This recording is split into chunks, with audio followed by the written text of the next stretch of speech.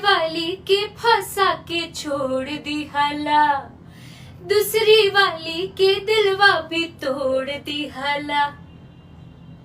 कितना लड़की सन के बहिया में भरवाना, हाँ भरवाना।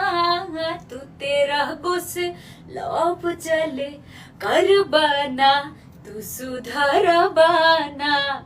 तू तेरा गुस लौप चले करबाना, तू सुधरबाना।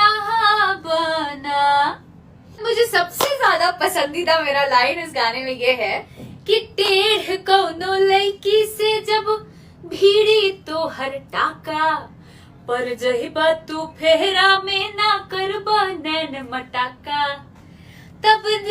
तब जवाहनी तू केकरो निहरबाना, निहरबाना। तू तेरा गुस्से लौप जले करबाना, तू सुधारा